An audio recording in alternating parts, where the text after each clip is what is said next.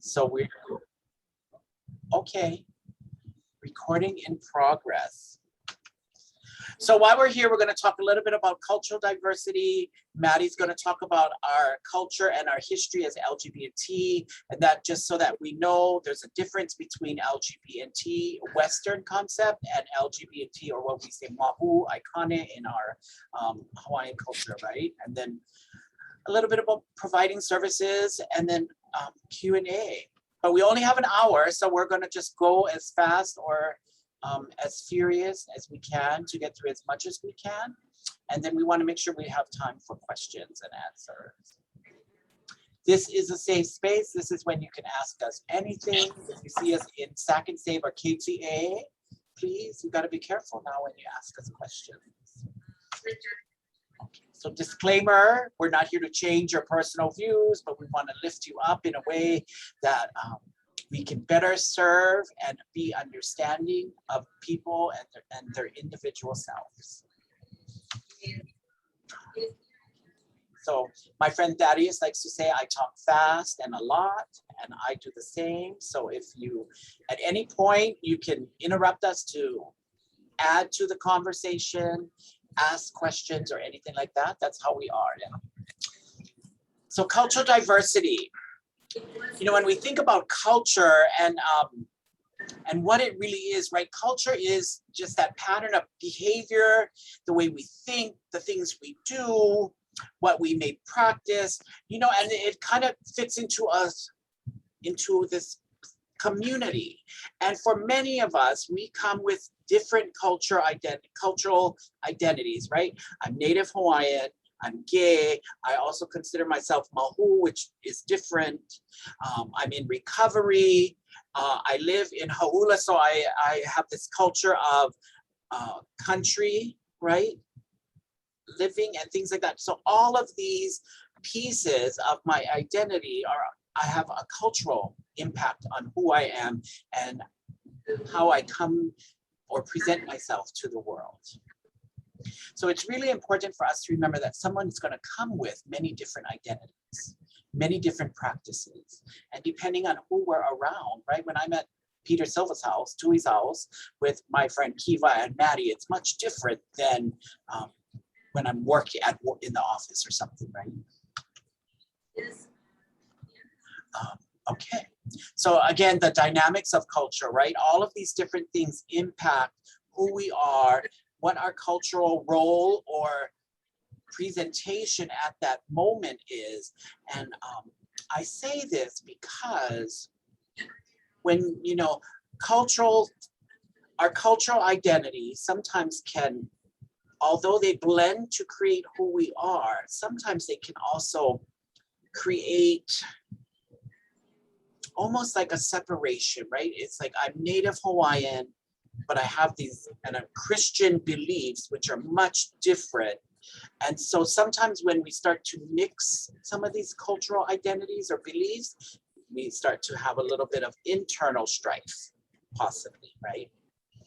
So the dynamics of culture sometimes work for us and sometimes can give us a little, make us uneasy. Okay. Cultural humility, right? And I love this slide around cultural humility, or when we talk about cultural humility, right? It's the process of learning. Like I know just because I'm Mahu or I'm Native Hawaiian or I'm gay or whatever identity I pick at that moment, doesn't mean like I can walk into the gay community. I know everything about every faction of the gay community, right? Because, you know, I'm going to say this, I'm older, so I don't necessarily know the culture of young gay men, right? I don't necessarily know culture of every Pacific Island culture and a lot of some of the practices. I know some because I grew up in it, I practiced it, but as long as I can move forward or know that I don't know everything, so if I can say I don't know everything, then I'm able to come into a space with that respect, that humility, to honor the culture that's there. So that's cultural humility. So we used to say cultural competency with these trainings, but you know, you can sit with Maddie and I or Kiva or whoever for an hour and we can tell you about our lives and our community, about LGB&T, Mahū, but that still doesn't make you competent, right? And so if we approach things in the lens of cultural humility, then we can go in and honor and respect and understand that we don't know everything and that we're here in their space, in that person's space, right? And then intersectionality, right? This is where I talked a little bit about how all of these different things factor into who we are.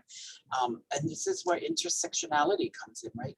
Things are related to things, right? And so gender, our race, our ethnicity, our orientation, all of these things, our education, our marital status, what type of relationship we might be in, these are all things that make each individual person up.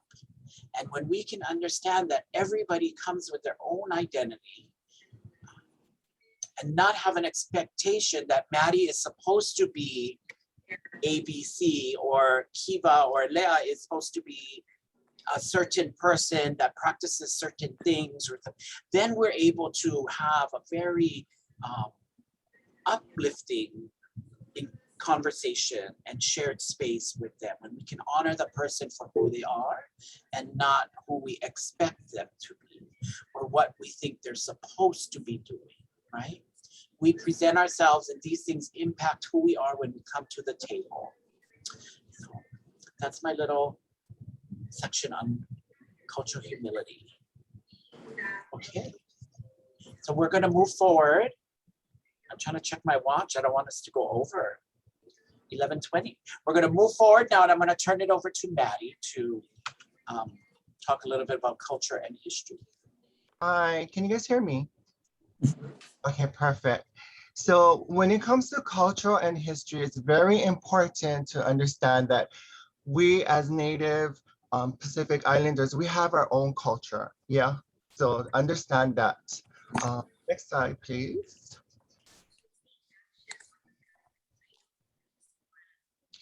So here in 2000, there was a statewide retreat that we had here at Camp Erdman.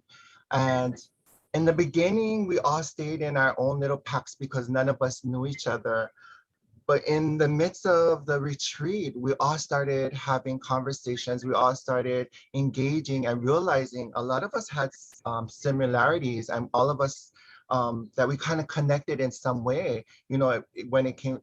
And it was so beautiful because, you know, everyone was exchanging hula, they're exchanging music, dance, you know, just having a great kiki and, you know, loving each other. And by the end of this retreat, we all became a huge family. No one wanted to leave. And it's so amazing because a lot of us are still connected. And it's so great to see, you know, my sister and my brother who's on here that, you know, that we was all at this retreat. And I thank them for, I thank Tui for putting on this retreat, you know, because it was such a beautiful thing. And yeah, you know, we're such a big Ohana. Hi, brother. So, you know, you guys understand, you guys know, and it was something our community needed and it still needs, you know, they're still asking for retreats. So hopefully someone puts one on again. Hint, hint. Next slide. So when it comes to cultural terminology, we have to not understand, but it's that we have our own language. So when it came to our people, our lesbian sisters, our gay brothers, they had their words, which was noho aikane and moi aikane. And when it came to the mahu, which is individuals that, you know, pretty much were transgender folks or folks that identifies the opposite way, were considered mahu. And, you know, that was just us. And it was pretty amazing that we had our own Hawaiian words. Yeah. Next slide. And here, this is how we knew that there was documentation that we existed. You know, again, here's these Westerners coming in and telling us what we can and cannot do. So this is what Reverend Cochran Forbes says, and I gotta say it. One man who has never dressed in male costume from his birth now labors under conviction. He appears truly humbled, but says he does not know how to change his dress.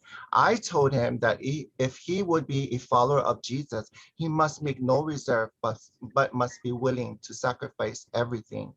Poor fella, he has a hard conflict with his pride, but the sinner must be willing to do anything for Christ. So again, it's this colonizers that come in and they're telling us that, you know, this is not what we're supposed to do, which is ukaka, yeah? Next slide. So again, understanding this is our word, you know, you know, we had a word, and mahu was part of society. We was in society. We had a place. We were valued. We were respected. We were caretakers. We were healers. You know, we had a place in society, and our Hawaiian culture recognized that and understood that the mahu was part of our community. Next slide, please. Now, when it comes to ku and hina, we all have ku and hina in us, you know, all of us have that. But when it comes to straight men, they gravitate more to the ku, which is the masculine, macho, male entity. And for females, straight women, you know, they normally gravitate to the hina side, towards the, you know, the softer side, the feminine side, you know, the female entity. But, you know, we all have this, you know, we all have it. And I have a straight man, you know, I have a straight friend that is so macho and so, you know, he likes to do all butch stuff, but he likes to paint his wife's nail, you know, and so that's his Hina side, you know, so it comes on and off, but it all depends on the situation. And Mahus, we were the secret weapon because we are so talented. We can switch it off and on depending on the situation and circumstances. If we had to go cook and do what we need in the hale, we're gonna take care of that.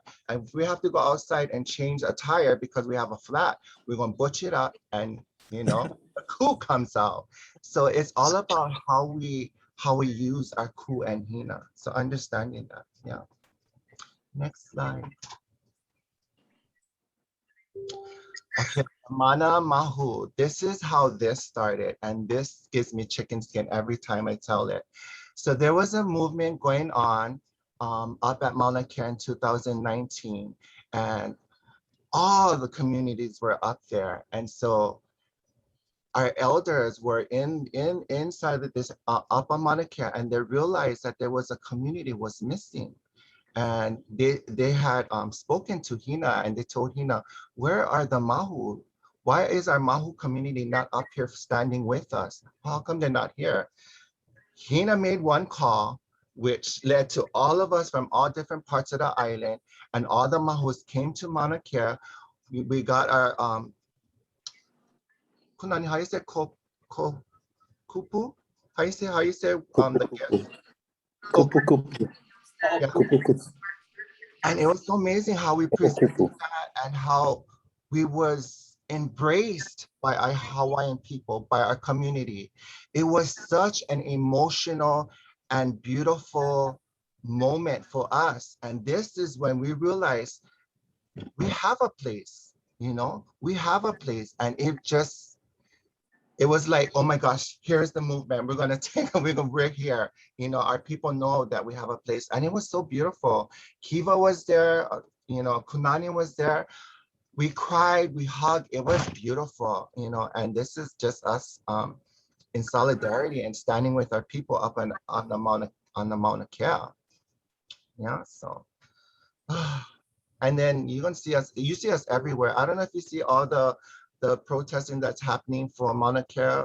You will always see a Mahu in some sort of leadership position because they understood the Mahus will tell the people, do this or do that in a respectful way. And they knew the Mahus could handle it, regardless how people felt. Yeah, so yeah, I love that. I think Hina and Kiva. Kiva is really one of the go-getters up at Mauna Kea too. Love you, my auntie. Next slide. rambling on.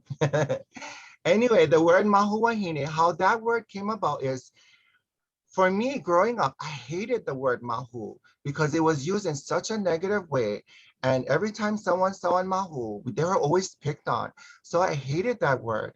But it wasn't until Hina, Ashleyana, Roxanne Richards, and Kauai Iki, and when they started up Lea Nui Nui program and told us what the word mahu was and how we need to reclaim it and be proud of it, we said, oh, but oh my gosh, mahu. And then Ashiana said, no, we're going to call ourselves Mahuwahine. And so we're all like, oh, Mahuwahine. Okay, I kind of can live with that because it was a softer way of reintroducing it to our community. And it worked. Our whole community accepted Mahuwahine. And now today, I'm just like, girl, drop the wahine, girl. You can call me Mahu as long as you use it in a respectful way. If you're gonna come up to me and say, hey, you are Mahu, we're gonna have words. But if you're gonna come up to me and tell me, excuse me, are you Mahu? And I go say, oh yeah, I'm a Mahu. Yeah, what's up? What can I do for you? You know? So it's about how you use that word. Yeah. Next slide. My mouth is so dry. Our local history. So our elders who we love so dearly and we're so passionate about, they really have paved the way for us. Well, there was that movement going up, Woodstock, that was going up on the mainland in the 70s. We had our movement going on over here. Our trans women were being forced to wear a button that said that they were a boy.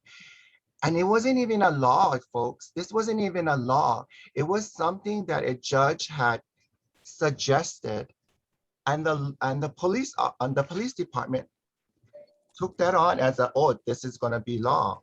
And so it was years. So our women were forced to use these buttons, but they were really slick about how they use the buttons.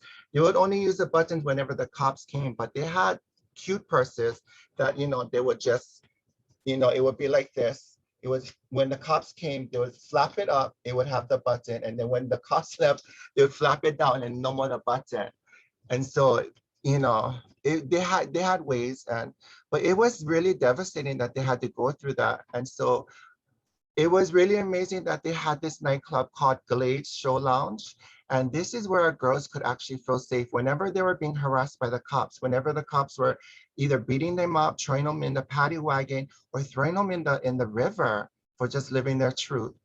We had one auntie just shared her story how it was pouring one night and she literally ran under a car, slid her whole body and stayed there while it was still storming until the cops left, because she was terrified that they were going to throw her in the river, and I have to thank, ACLU back in those days, because they helped them get rid of this button, and I thank our elders, because if it wasn't for them, we would probably be forced to wear this button or things would be worse for us. So it's so important to understand our elders' history and what they did for us.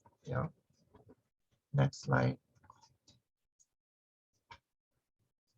And so again, understanding we have our own culture. Everyone has their own culture in all different parts of the world before any influence from the colonizers or the Western influences. We all have our own, yeah?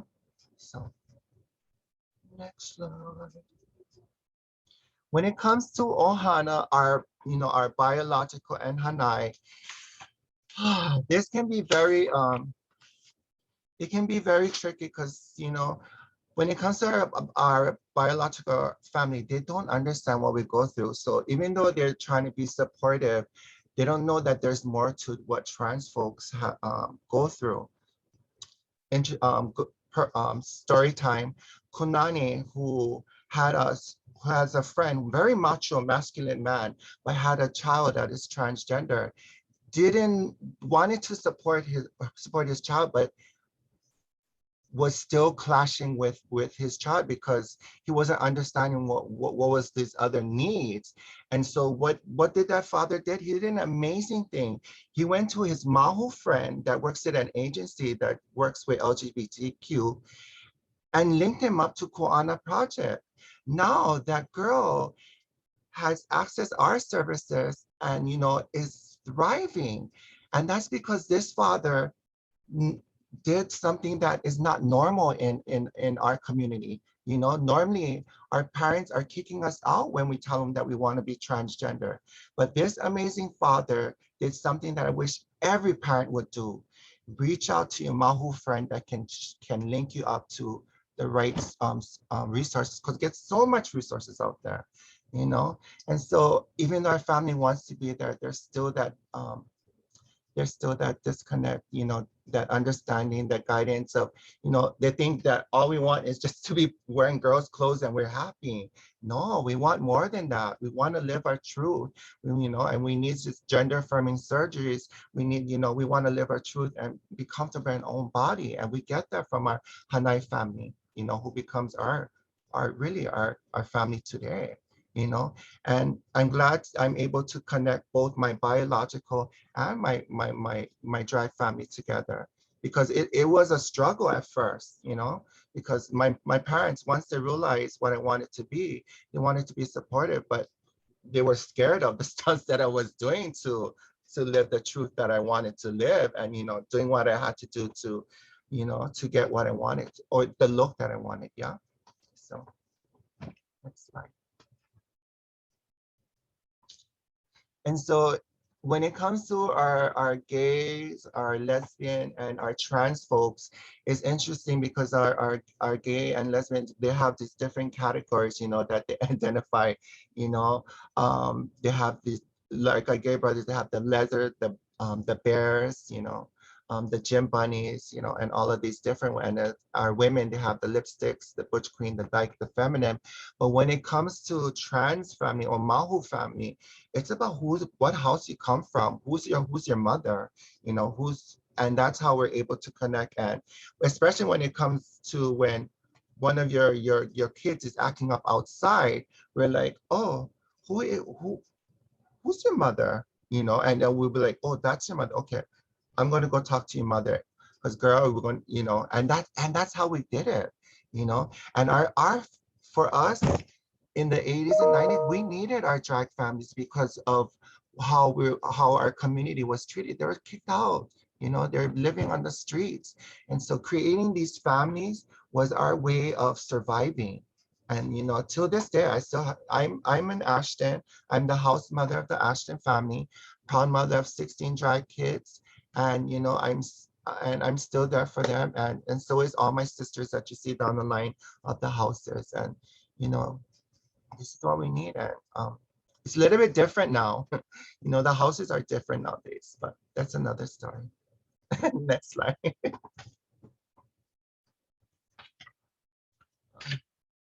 And thank you. Thank you, Maddie. I just wanted to share that, the houses and some of these structures, that this is our chosen family when our people didn't have anywhere to go, when they were put out from their biological family. This is where we found that family unit. So they function in the same sense as a family unit. And it's an amazing thing. And if you haven't watched Pose or Paris is Burning, those are some good films to watch to get an idea of what happened. Because this all stemmed from the 1980s, when people were being, just kind of disowned. And so if you're not coming from the same generation as me, you might not necessarily know some of all of this. But anyway, before we move into Western culture, because I feel like we're going to be talking to everybody in this room, I'm hoping. Well, I know many. Anyway, before we move on, are there any questions with what we were talking about or what Maddie shared about when it came to our Native Hawaiian culture and how our role of the Mahū or just LGBT Aikane? Brad Lum just did a presentation on Aikane, the history of Aikane. That was amazing in the session prior to this. So I don't know. Anybody? And I just want you guys to know, I interpret silence as you think we're amazing. Wait. Okay, I just see comments coming in the chat. I'm a bear. There you go. Yes, bear. I saw when I got in the room. Maddie. Okay. All righty. We'll just continue on with our, so it's for us, it's really important to know that culturally we had a place and we were very respected, right? And then when we talk about Western culture, which had a negative impact on our Native Hawaiian and Pacific Island cultures or indigenous people when it came to mahu and other roles of individuals within their own culture. And Western had a negative impact. I'm gonna just put that out there, right? We were told we were wrong, we're not supposed to be doing these things, we're deviants, whatever you wanna say, but Western culture came in and did this, mostly Christian. And so when we think about Western culture, it's important for us to know the Western culture and the differences with our local cultures. But LGBTQ, lesbian, gay, bisexual, questioning, queer, intersex, transgender, there's I, there's A, there's the plus, there's a whole lot of terms that will reference or people identify with when we think about Western culture or Western identities. So just know throughout the presentation, though, I'm just going to probably say LGBT, but I'm referencing and including everyone who's on the spectrum, anywhere on the spectrum that identifies within our communities. All right, so here's our genderbread person. And what I want to ask everyone to do, but we have 20 more minutes for the next minute. Take your hand, and if you would place it on your forehead. So this is your sense of self, right? If you're male, female, somewhere on the spectrum, neither, right? Our brain gives us our identity, tells us who we are. Then, if you put your hand over your heart, that's who we love, right? Who we're attracted to, who we want to be with. That's our orientation, our sexual orientation, right?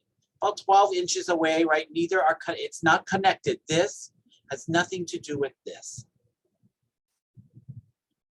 And then if you put your hand in your lap, that is your birth sex or your current sex, right? And again, head, heart, lap, they're not connected. They don't dictate to each other how or who we are. And then the last one that's not on here, if we just kind of go like this, right? This is our expression, how we put ourselves out there, right? And I love gender expression. And I'm gonna, there's a slide about that, but I'm gonna tell a little, well, I won't tell too much, but you know, 10 a.m. and 10 p.m., two different, you get two different people, let me just say. But yeah, so all of these things, our identity, our orientation, and our sex don't have anything to do with each other, right? So gender identity, again, is how I identify, male, female, non-binary, whatever it may be, but it's my identity, not what you tell me I'm supposed to be, but my identity. And sexual orientation is who I love, who I'm attracted to, who I want to go to bed with, that kind of thing, right? Sexual orientation. And again, one may not have any impact on the other. And then gender expression, right? How I present myself, feminine, masculine, somewhere in the middle. It can change by the setting. And I'm going to go back to, 10 a.m. versus 10 p.m. You catch me at Tui's house at 10 p.m. Pohapulani Palace in the back with everybody having a good time. My expression is going to be much different, right? My voice is naturally high, and I try to butch it up during the day when I'm doing a presentation like this, and I usually fail. But at night, or when I'm surrounded by friends, it's quite different, right? How we put ourselves out there, it'll change by the setting. And that's really important to know. Oh, thank you. Oh, I just got lunch delivered. Thank you for lunch. Okay, I'm on a thing. Okay. Yeah. So gender definitions again, right? So here we are, and we just keep getting more and more identities, definitions. But what's really important is that there is a definition, and it's not up to us to define who or what someone is, right? Or how they identify. This one that we hear more and more now that I like to always make sure I reference is cisgender, right? I was born male, I identify as male, so I'm cisgender. But I am a gay cisgender male, right? So we want to confuse everybody, right? We're just going to throw it all into the plate, right? Gender fluid across the, you know, today I'm boy, tomorrow I might be a little more feminine. I might dress in a way that you can't tell, right? Non-binary, I don't want to pick a box. I don't want to pick a box. Transgender, my biological, my birth sex doesn't align with who I really am and how I feel inside, right? And we're going to talk real quickly around the transgender umbrella. Okay, so gender non-binary, someone who's non-conforming, I don't want to pick the box. I don't want to live in the stereotype of masculine or feminine, right? It's an umbrella term. A lot of they, them, their pronouns, things like that, and we want to respect that. So when we think about the term transgender and this umbrella of being transgender, you have binary, so someone who might be trans male or trans feminine, trans woman, right? The goal is they are identify male or female in that sense, right? On the binary. Non-binary is gender non-conforming, gender conforming, gender queer, gender fluid, kind of fall under this umbrella of non-binary. But both of these really do fall under the larger umbrella of being transgender. But what's important for all of us to know and remember always is it's someone's, we need to ask and find out from the person how they identify versus us just saying, oh, well, they look like they're non-binary. Or that looks like a trans man or something like that. It's up to us. We need to make sure that we understand how the individual identifies and not for us to make that up. Okay, so here we go really quick. The interrelatedness of terms. How do these all connect or where do they mix, right? So so the X's that are going to come up on your screen are me, are my X's. So sex at birth. Right, I was born male. My identity, depending again on the day, the time, right? But my identified male, but there's a little bit of girl in me. I'm just going to say, right, the Hina, right? There's the Hina that will come out or that kind of floats there and is more present, and that's why my X is where it is. And then my gender expression, I think regularly it's about there. Depending on who you ask, they might say differently. But again, this will move based on time of day or who I'm sitting next to, that kind of thing. And then my sexual orientation is I'm a gay man. I'm only attracted to men. So if I bet money, if I was to ask every single person in these Hollywood squares to do this exercise to find out where they feel their exes belong on all of these spectrums, that every single one of us piece of paper would look different, right? Every single one of us are individual. Every single one of us are different. And so who we are attracted to, how we express ourselves, how we identify will be different. And then also know all of these things, well, our sexual orientation could change, our expression changes, our identity can change, right? And so who you may see in front of you today may be someone different tomorrow.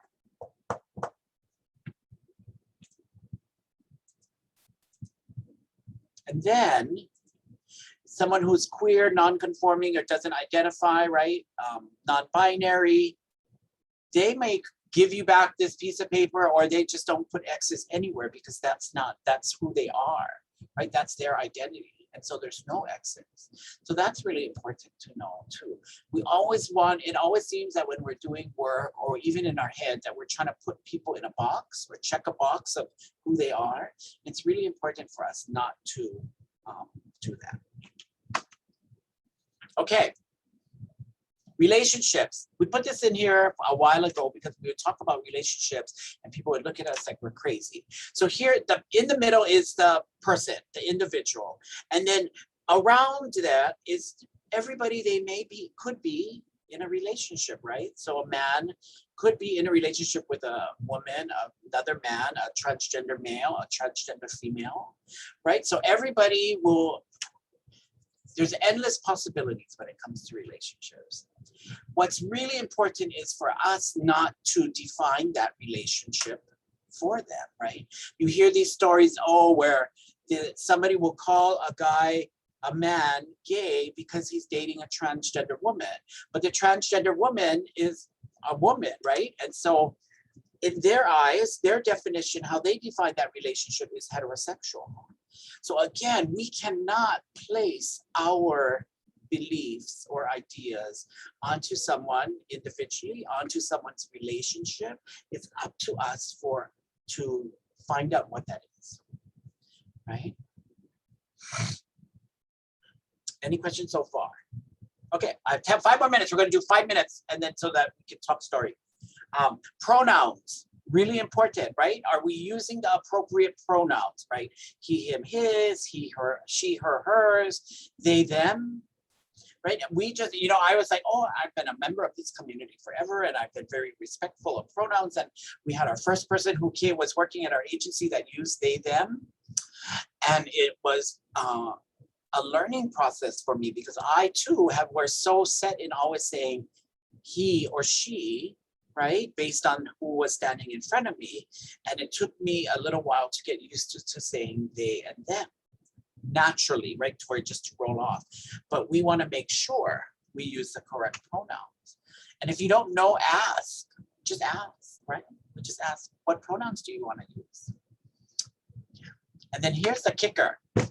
Our Hawaiian language, they didn't have he or him and then a separate word for her, right? Or she, right? Oya, right? Kona, kana. These are all words that are used in our language, in our native tongue, that have nothing to do with specifically male or female. They're just pronouns. And so this is the beautiful. So we are already ahead of the game, honey, before these Westerners came into the picture around being respectful or just talking story, right? So who all of us should be using them.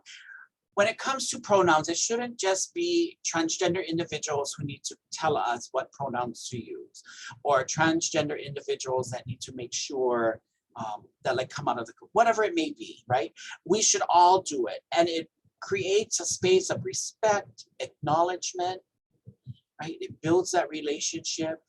And all you have to do is say, my name is Kunani, I use he, him pronouns. What's your name? What pronouns do you use? It's as simple as that, right? You don't have to get into too many details. Like, I want to know, right? Introduce yourself. You can put it in places. And if you make a mistake, just apologize, but just don't do it again.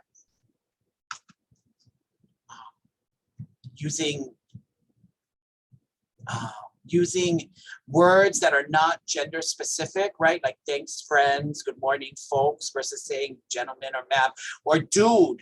We had somebody who worked here that always said, what's up, dude, to everybody kind of thing. And it's like some of the girls found that offensive. I found it offensive. I'm not, it's like, I don't know you like that. But, so how do we use these kind of this neutral language, right? Same thing, people first language. This was something Kivo shared with me one time, but how do we identify the person? We talk about the person first and everything else is extra, right? Someone who uses substances, someone from the LGBT community, right? Someone who engages in sex work. But if we make it about the person first, then we're gonna be really good. Okay.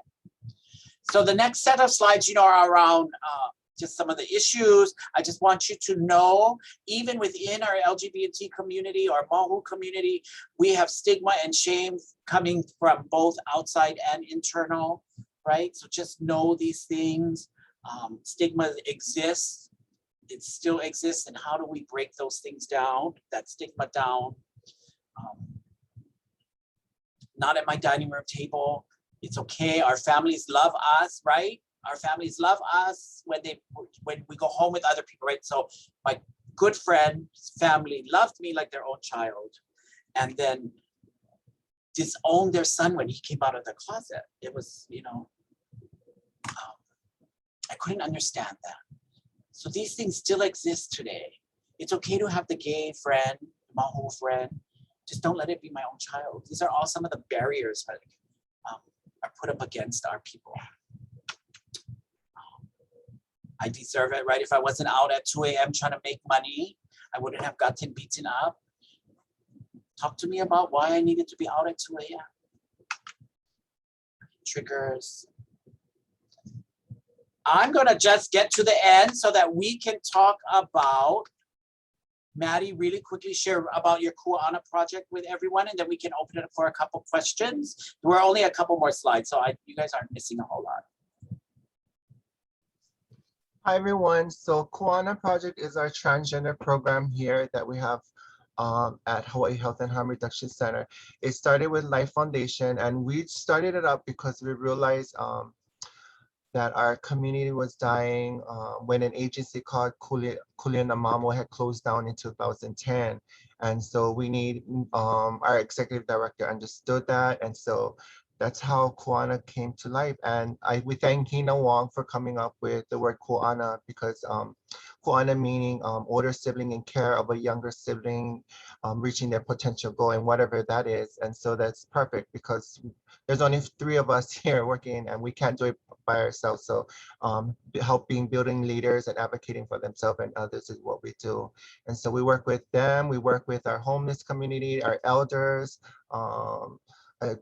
anyone that's needing services. We do it all. Name changes to hygiene closet to food bank to a whole lot of everything. And so it's by appointments now for now because of COVID. But yeah, so if you know anyone, please send them our way. Sorry, I was trying to. Can I hear you, Kanan? I just wanted to, I'm gonna stop share actually so I can see all the Hollywood squares because we're at the end. But I just want to say, if you're on Hawaii Island, which a lot of you, most everyone is here, but Kumukahi Health Center is health and wellness is also a great resource for any services you need when it comes to working with people in the LGBT community, or where you want to get support on how do I support my friend, my family, transgender services, right? Kiva's there, Leah, Tui, and just so I'm just going to put him on the spot, but Peter was my boss at one time. He showed me, mentored me to be this blossom that I am today. But yeah, there are resources all over the place to access. So with that, we're at 11:56. We're only going to 12, but if there's any questions or comments before we close, this is your opportunity to, yeah. Turn on your camera so we can see your face. There we go. Hey. You're on mute too. Favorite boss. What's up? Good job. Yeah, so there's a difference between Mahū and LGB&T. That's really important to remember. We have a place in our culture. We have a place in our society. We have kuleana that comes with being who we are. And then, yeah, that's really important. Really important to remember. This has been an amazing presentation. And I know a lot of folks kind of ask, when I have a patient that comes in and I'm not sure about their gender, I know you touched on it, but what is the best way to approach that when someone comes in for services who you aren't quite sure what gender they might be or what they may be called? What's some tips that you could give our providers? Okay, yes. So we skipped through the tips part really quickly, but if you have someone who comes in and you're filling out documentation, there is the legal name, and then but that we need maybe for like insurance billing or things like that, but that's not what we have to call. So having a space on your forms or the opportunity to ask, what's your name? What would you like me to call you? What pronouns do you use, right? And because that's what's really important, is that we build that relationship with the person. What insurance you bill, you know, maybe they have David on their ID, but it's Danielle standing in front of you. We always want to be respectful and, you know, use Danielle and the appropriate pronouns. And then when they see your provider, right, they're going to see your provider, that the provider focus in on what they're there for and not just be like, I like to be LA, like I want to know because this person's transgender, I want to ask all these other questions or look. Is it pertinent to the care? And just focus in on that. So thanks for that question, Tui. Okay. Well, thank you so much, everybody, to our speakers, Kunane and Maddie, for those very fabulous and insightful talks on, you know, identity, intersectionality, history, cultural significance and meaning of terms. Those are so important for everyone to know, and the vision for the future. So thank you so much for your time and for sharing your mana'o with us today. And thanks to all the attendees for coming. And I hope everyone has a beautiful day and that you enjoy the rest of the fair. Thank you so much. Thank you. Aloha. Aloha.